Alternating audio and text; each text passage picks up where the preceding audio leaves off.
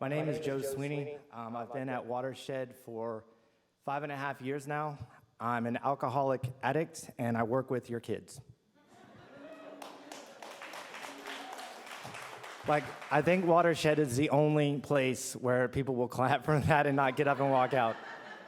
I wear my heart on my sleeve, but today I wore this on my shirt because part of being sober is giving back what you've been given as far as gratitude and just another chance at life. So about a year ago, there was a thing out for volunteers, and I used to be in the back doing the media, which is great, but I felt like I was being called to do something else.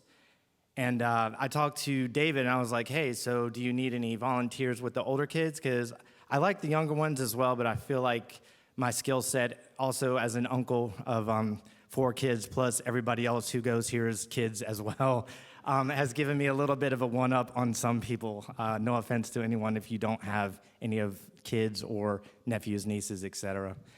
But I decided to give it a try, and a year later, here I am. And it's funny because David was like, he put out an email for the volunteer list. He's like, look, you don't have to do it every week. You don't want to get burnt out, but I think I've pretty much been down there every week since I started, whether I was actually on the schedule or not.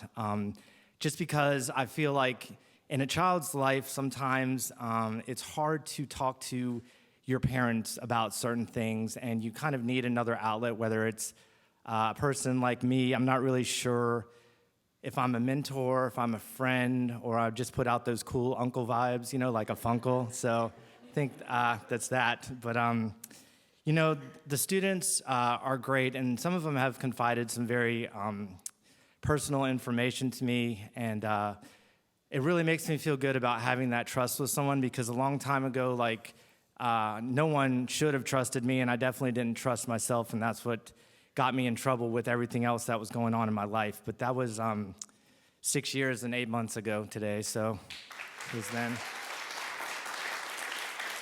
And thank you. And looking back now at the way kids are growing up now and the things that they have and the things I had when I was growing up, in my childhood we had a sketchy piece of plywood and a couple cinder blocks with our bike and our skateboard, and told our friends to lay down and prayed for the best. But nowadays, they've got the iPads and the internet and TikTok and YouTube and all those other things. I swear I've probably learned more about why a vegan teacher keeps getting roasted by Call Me Chris, TikTok, all the little dancing that's going on. And actually, this is going to sound horrible, but it's hilarious. I saw a video that a student showed me of a fight at their school that was filmed from 5 different angles. One even had music. While at first I was like, well, this is very appalling. Where are the teachers? The second part of me is like, wow, one of these kids really has some talent here, and the parents should probably nurture that, I think. So, but also, too, I think the thing that I've learned the most, because I'm in my late 30s, 47's your late 30s, right? Somewhere in there. People in that age category and up, we grew up in a different time, and there wasn't the pronouns and all the non-binaries and the different pronouns that people use now. And I've found that the more questions that I ask the students, the more that I'm learning, and I want to be able to pass that along to people who are in my age group, because they're very important to them. A student had shared with me that they were out at a store with their parents, and the person that was helping them addressed them with the wrong pronoun, and it really, really hurt their feelings. And I told them, I was like, I totally get where you're coming from, but you have to understand, some of these people, they don't know you like I do, or they don't know you or your mom or your dad or whoever you're with, and it's just gonna take some time for them to get around to using these pronouns, or recognizing that if I feel this way inside, or I'm presenting myself this way on the outer part, that it's just gonna take some people that are older like me some time, because they're not spending the time or asking maybe the questions to get to know you or what you are all about. And I guess we do a thing at the beginning of the session too. We're there for an hour downstairs every week called Highs and Lows. And that's basically like, what was your high this week, or what was the best part of your week, or what was your low, what was the worst thing that happened to you.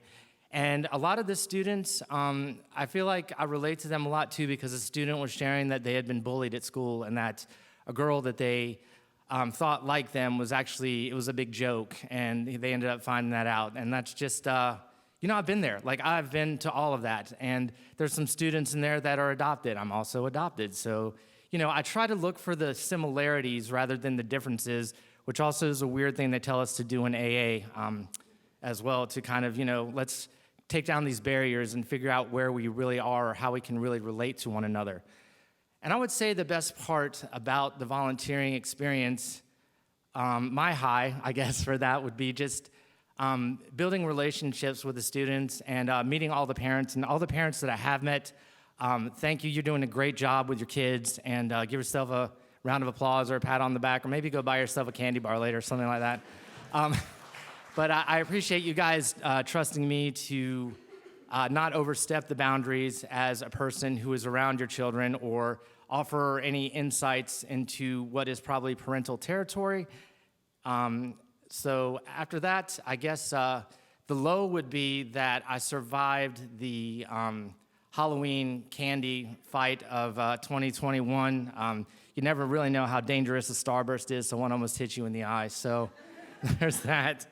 And I guess, I was talking with David, and we texted probably about a week or two ago before I was supposed to come up here and do this, and he's like, so what are you going to talk about? I'm like, I don't know. And basically, I guess, your life changes over time, and when you're around kids, like, your life changes in a different way, and they end up, I would say they definitely have changed me and my outlook on what's going on in the world now, because, like, they look at it in such a, I don't know, they have so much going on around them. If I was growing up now, like, I think that just having all these, the internet and everything else would just be way too much for me. I actually, in the mornings, I don't even look at my social media now for about the first 2 hours when I'm up, because I'm trying to take care of my mental health. And I find that is an issue with the students too. They're constantly talking about mental health issues, depression, anxiety, and all of those things. So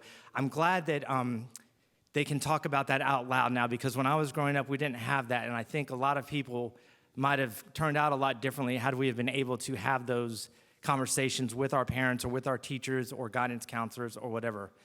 But I guess in ending today, I just want to say that if you're thinking about volunteering with them, the 6th through 12th graders, they're amazing young adults. And I think that if you want to come down and just hang out with us sometime and just kind of see what's going on down there, and you hear some of the discussions, you're going to learn a lot about what the world is really like now, and maybe they'll change you like they've changed me. So thank you very much, and have a good rest of the day.